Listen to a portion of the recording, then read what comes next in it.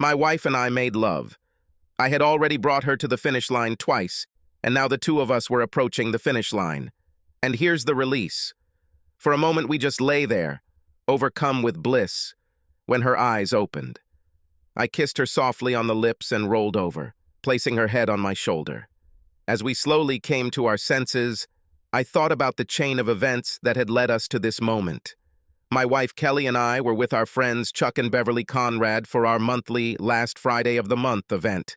We had a nice dinner at Legal Seafoods and moved the party to Phoenix Landing for an evening of drinking and dancing. We finished our first round of drinks and did a few dances, exchanging partners a couple of times, before returning to our table to order another round of drinks. A wave of excitement ran through the club. We were puzzled at first, but then we noticed that James Wilson, the new Patriots quarterback, had just walked in. He and his entourage took a table at the other end of the club, and just as things began to calm down, new excitement began. Brianna Brown, a local host, had just walked in, but she was more than just a host. She was a former Miss Massachusetts and Miss America finalist, obviously gorgeous, and there were rumors that she was being considered for an even bigger market. Her band sat on our side of the club, but closer to the DJ booth. Beverly stared at Wilson with her goo-goo eyes. "Damn, he can put those boots under my bed anytime he wants," she said breathlessly. "Mine too," Kelly said. Chuck looked angry, and I tried to defuse the situation. "Do I need to remind you, lady, that you are married?" I said. "Come on, Matt, relax," Beverly said. "Besides, it's unlikely to ever happen," Kelly added. "Even if so, it will only be one night, the chance of a lifetime. What's bad about it? Now it's my turn to steam."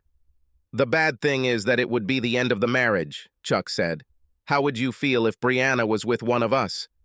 "Yeah, as if that would ever happen," Kelly grinned. "Why is this less likely than you and Wilson?" "Chuck and I aren't exactly dogs." Both she and Beverly laughed. "Seriously, Matt, Beverly and I have been asked to dance at least half a dozen times already. How many women have asked you to dance? I'll tell you, 0. That's only because women don't usually ask men to dance, especially if the men are with their wives."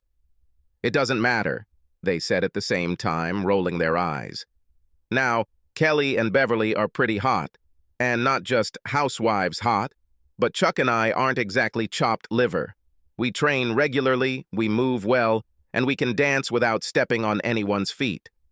The conversation was almost back to normal when Beverly began practically jumping up and down in her seat, clapping her hands as if she was trying to bring Tinkerbell back to life. "He's coming here!" she exclaimed. "Who?"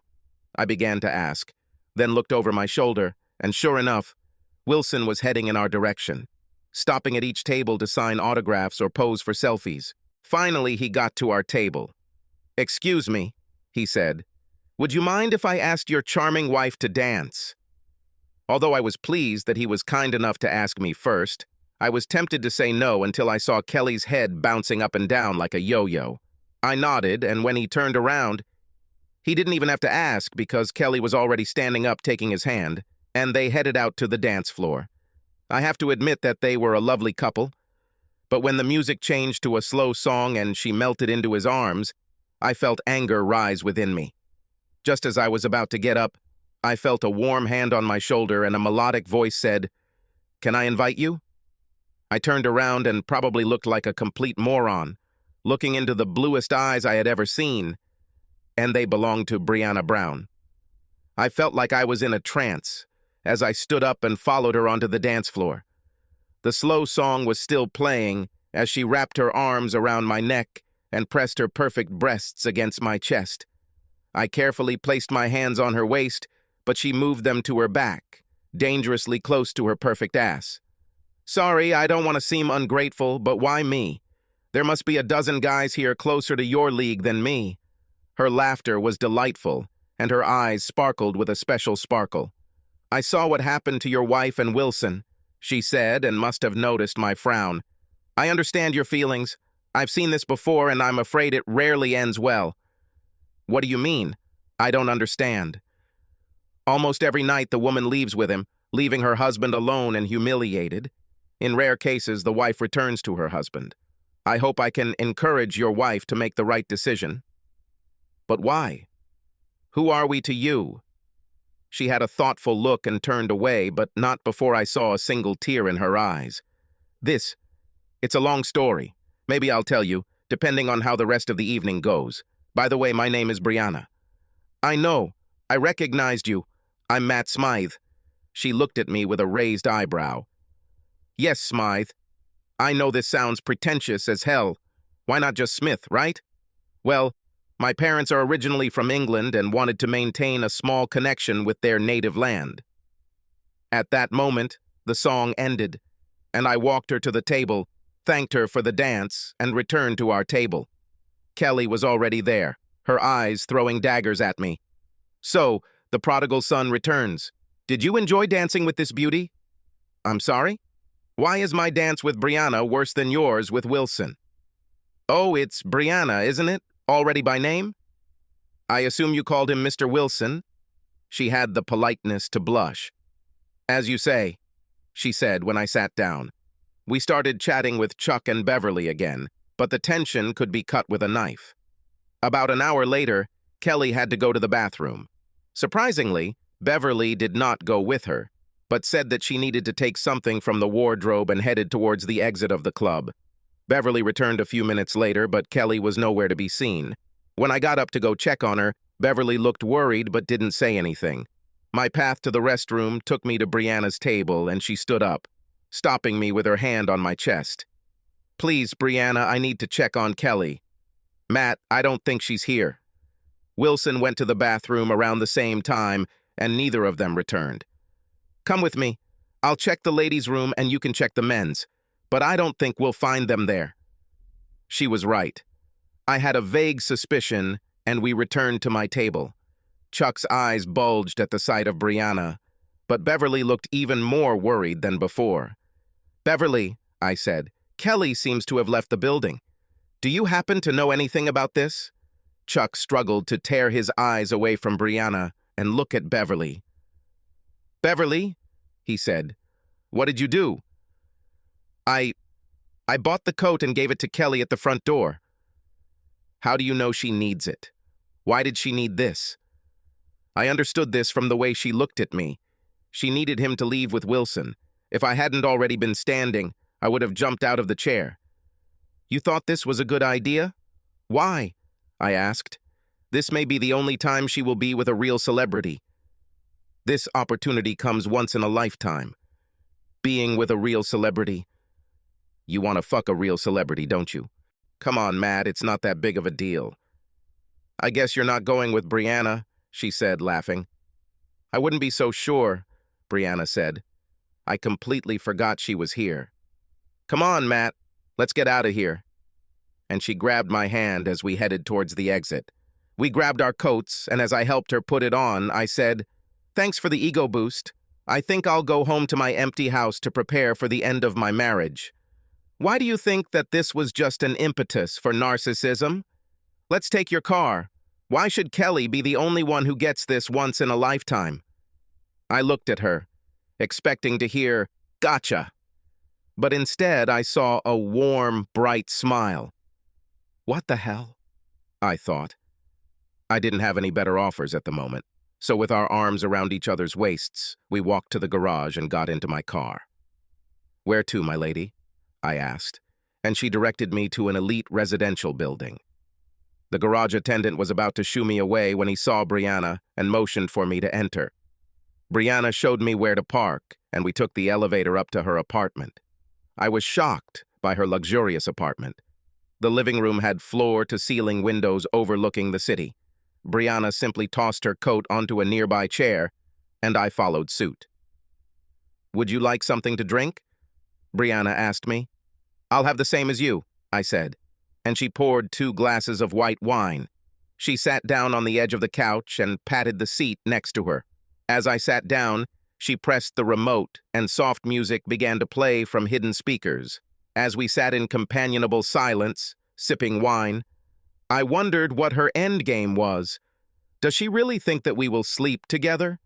If that were the case, could I? I had no illusions about what Kelly was probably going to do if she hadn't already, but I believed in my marriage vows. The only problem was that Kelly didn't seem to share my views on marriage vows. Could I break them? As Beverly said, this is a once-in-a-lifetime opportunity. Could I afford to give this up? It looked like Brianna was going to try to take the decision out of my hands as she pressed herself against my shoulder and wrapped her arms around my shoulders. I was just sitting there taking in the situation, not to mention Brianna's intoxicating scent, when she apparently became impatient with my indecisiveness. She stood up, pulled me to my feet, and we started dancing. Shyness was not the order of the day as she placed my hands directly on her ass. I began to realize that, in the words of the Borg, resistance is futile, and that I could enjoy and deal with the consequences later. This time, I didn't wait for her to make a move. I threw my head back, and when she turned to protest, I took her face in my hands and kissed her lips. I have no idea how long we stood there kissing, but when we broke apart, we were out of breath.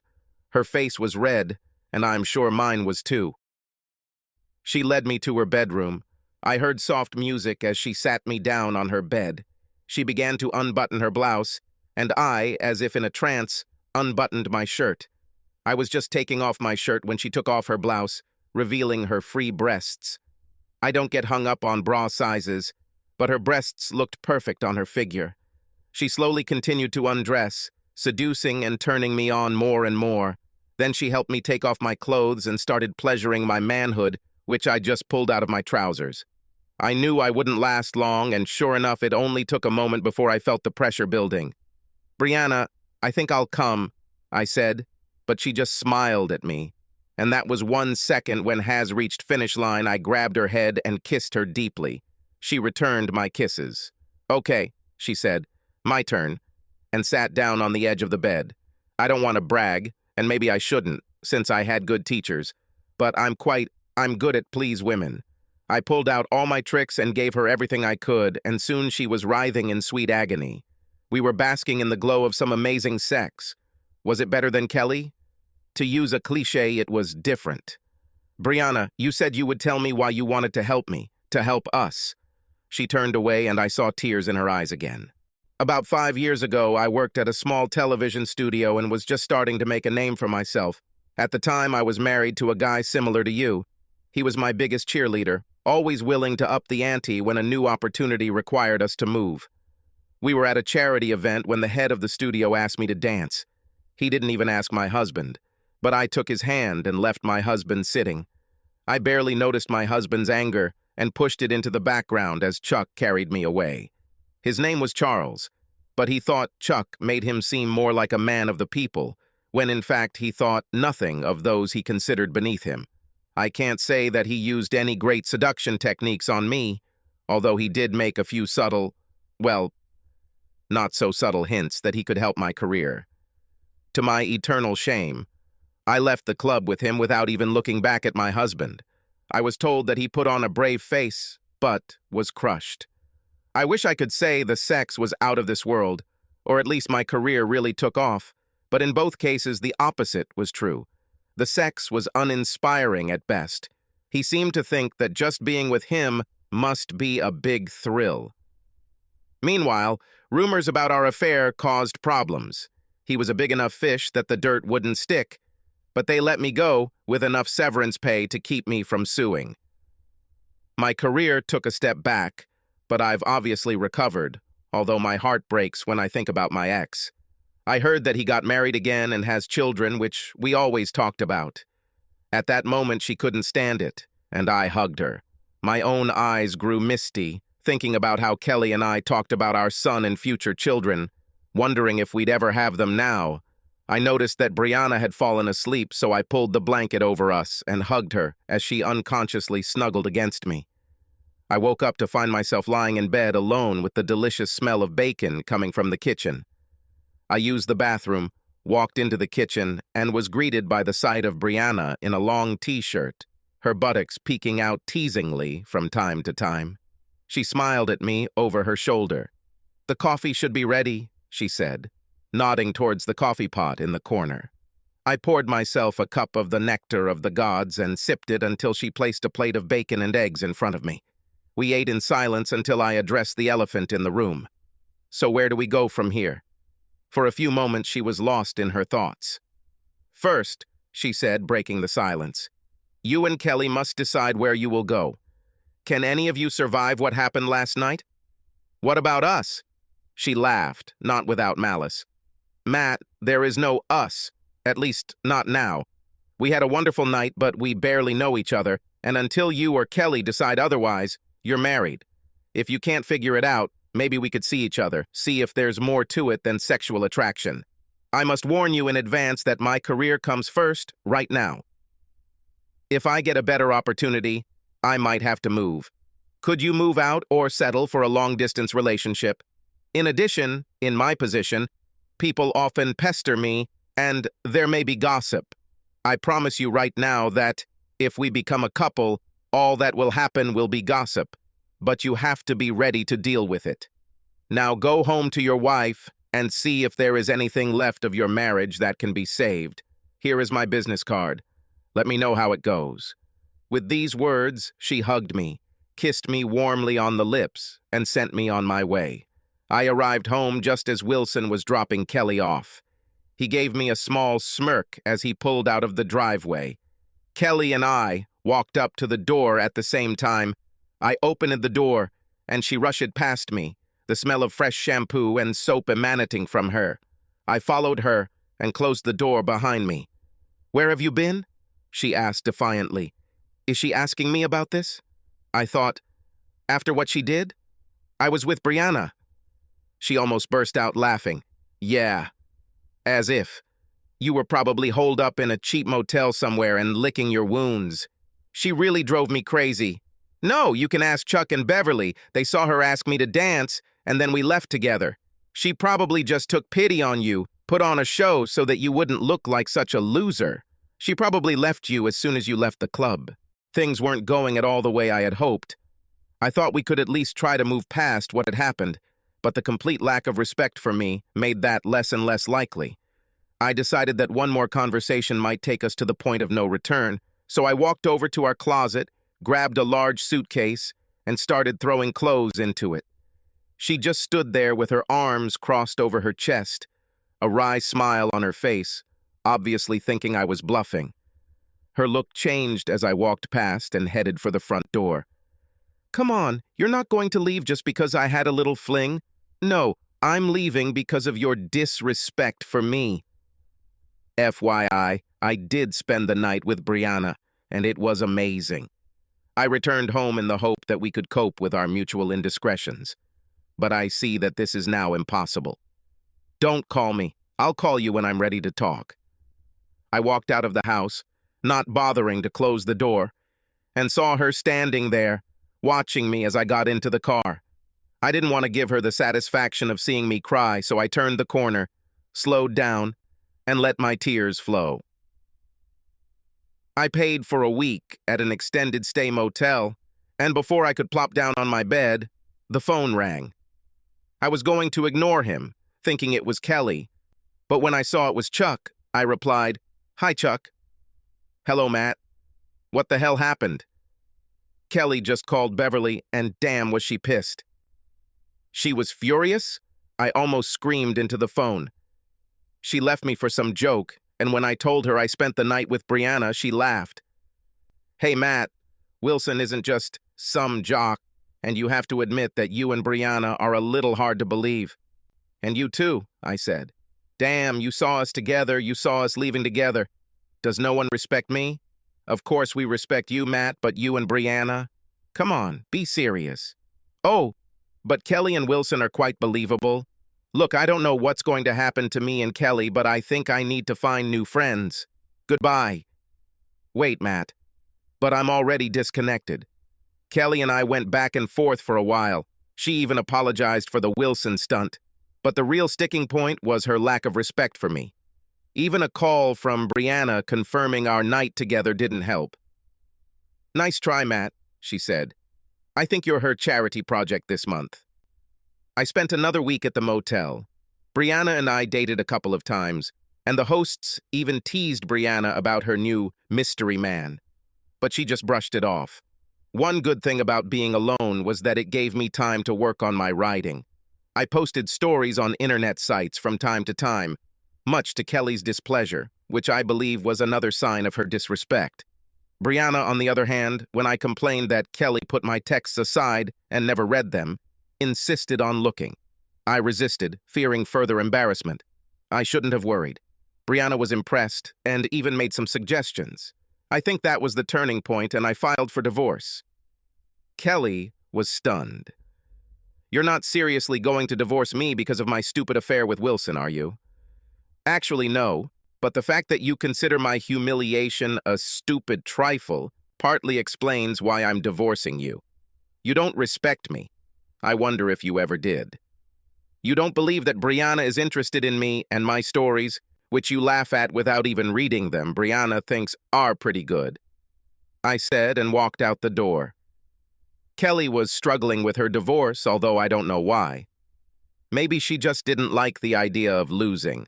Our friends tried to help, but I think they made the situation worse by laughing at the idea of me and Brianna, telling me that I would never find anyone as hot as Kelly. Of course, the court ordered a consultation. I went through the charade. I didn't do anything stupid like play on my phone during the sessions, but whenever it was brought up, I made it clear that I was simply no longer interested in marrying Kelly. The counselor eventually relented and recommended that the court move forward with the divorce process, and Kelly tearfully agreed. It was hard being a dad every weekend, but my son and I tried our best. It helped that the divorce, once Kelly realized it was over, wasn't particularly acrimonious, and we were able to live together peacefully. Brianna was at the final court hearing, and as we walked out holding hands, the look on Kelly's face was priceless. We maintained friendly relations for most of the year. Although we were exceptional, we made no promises of eternity. With Brianna's busy schedule and no marital obligations, I was able to devote more time to my writing, and Brianna continued to provide valuable advice. When my last story was finished, she suggested that I send it to a publisher, but I was afraid of being rejected. Brianna finally got an offer from a Chicago studio, which was a big step forward, and we had one last night. We skipped dinner to spend as much time together as possible. Although we made love, it wasn't some wild freedom. We probably spent more time cuddling, talking about our feelings, our hopes, and dreams for the future. Once she was asleep, I got up and made a few more changes to my story before crawling back into bed and cuddling with her, enjoying the feeling of her cuddling even tighter to me. When I woke up, she was already out of bed, so I went to the bathroom and took a quick shower. As I walked past the laptop table, I was puzzled to see it open. I was sure I closed it last night. I shrugged and headed into the kitchen where Brianna was preparing breakfast. I came up from behind, hugged her, and buried my nose in her neck. She turned her head and kissed me. "Breakfast is almost ready. How about coffee?" "Your wish is my law." And with a wide bow, I poured coffee and put the cups on the table. I'm afraid most of the cooking was wasted as we just pushed the food onto our plates and looked at each other. Finally, it was time to clean up so I could leave, and Brianna could prepare to leave. We had already packed most of her things into the car, and the moving service came to pick up the rest. I grabbed my laptop, hugged and kissed Brianna one last time, and we parted ways with hopeful promises to stay in touch. I gave myself a couple of weeks to grieve the end of our relationship and then began to cautiously enter the dating scene. I deliberately avoided places where I might expect to see Kelly or our old gang, although I saw them from time to time, but we never got close to each other. One day I was looking through the mail and saw an envelope from Battles Publishing. I was puzzled and put it aside while I looked through the rest of my mail.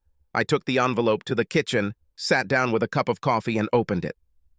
"Dear Mr. Smythe, we have received your manuscript and are seriously considering the possibility of publishing it.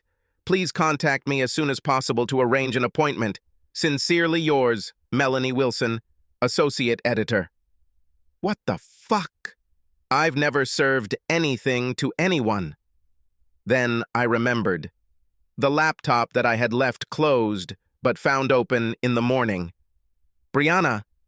She copied the file and showed it to someone. I didn't know if I wanted to kick her or kiss her. On the one hand, she acted behind my back. On the other, the publisher became interested in my story. I decided to get even without telling her anything. I didn't know what connection she might have, but I hoped I could prevent anyone from telling her before I was ready. I contacted Ms. Wilson to make an appointment. It didn't take long to come to an agreement, but before I could get too excited, I had to wait for the editor to do his job. I was excited to see that the text seemed more red than black. I swallowed my pride and started working hard on all of her edits. I had to admit that she was right most of the time, and she listened to my objections seriously. She was right more often than not. After 3 passes, we were ready to print. I didn't tell Brianna, although we've spoken several times since I received the letter. I was doing a book signing in Chicago and called Brianna to set up a visit. Opening the door, she hugged me tightly and kissed me. "Oh, Matt, I'm so glad to see you again. What brought you to Chicago, business or pleasure?" "I hope it's both," I winked. "I could help with that last one," she said with an exaggerated wink. Walking out of her house, she was amazed by the limousine. "Wow, things must be looking up," she said. "You could say that," I said. "This is your city. Why don't you choose a restaurant?" She told the driver, and we drove off. Although we did not have a reservation, they recognized it immediately, and soon we were seated. "So, Matt, what business brought you to Chicago?" "It's a surprise," I said, and she pouted. We ate deliciously, but decided to skip dessert. "Let's go to my place?" she asked with a flirtatious smile. "I have some things to do first. Why don't you come with me? I don't think you'll be bored." She was disappointed and puzzled, but nodded approvingly. The limo pulled up to my hotel, and the driver helped Brianna out, and I followed. I led her into the lobby and up the escalator to the 2nd floor where the book signing ceremony was to take place. I couldn't stop her from seeing the sign with my photo on it, and she ran into my arms.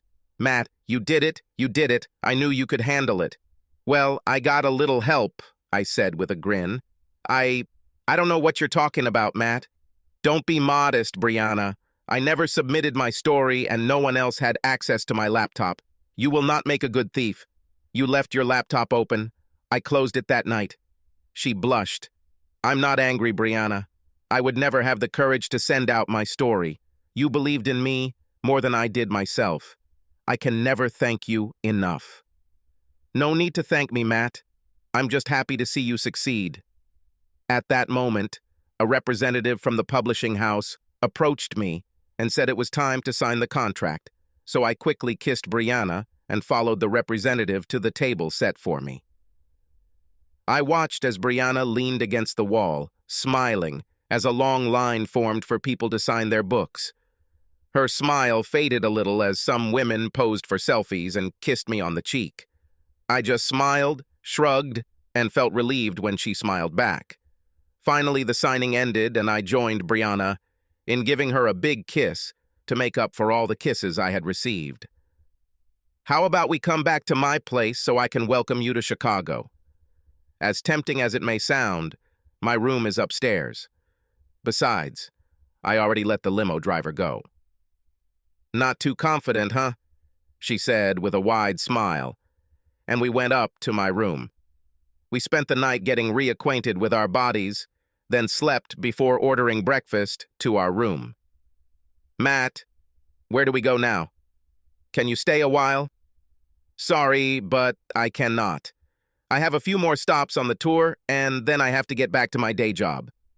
"I understand, Matt, but let's stay in touch. I really enjoy spending time together." That's what we did. We talked, we texted, we emailed, we made phone calls, whatever worked at the time. My publisher showed interest in the 2nd book, and I spent every free minute on it. As soon as I sent it to the editor, I called Brianna. "Hey, Matt, it's nice to hear your voice again." "Me too, Brianna. I have great news. I wrote another book." "This is great news. When can I read the next great American novel?" "This will take some time. I just presented the first draft, but that's not all." "About? And what?" "If the book goes well, they will give me a contract for 3 more books. I will be able to quit my job and write full-time. That's great, Matt.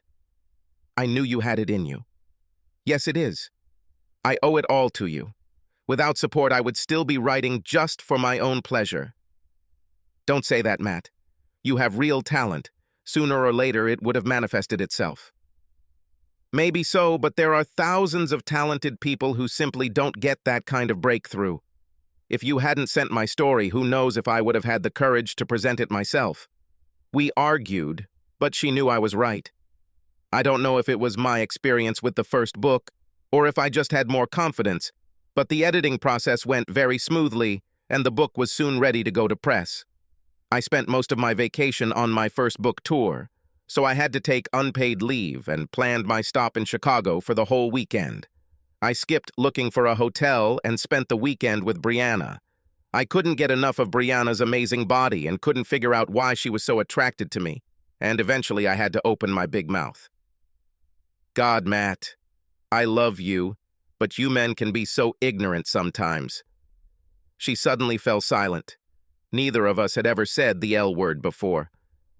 Seriously, Matt, she continued, I can be as caught up as the next person in superficial attraction, but lasting love means seeing beneath the surface.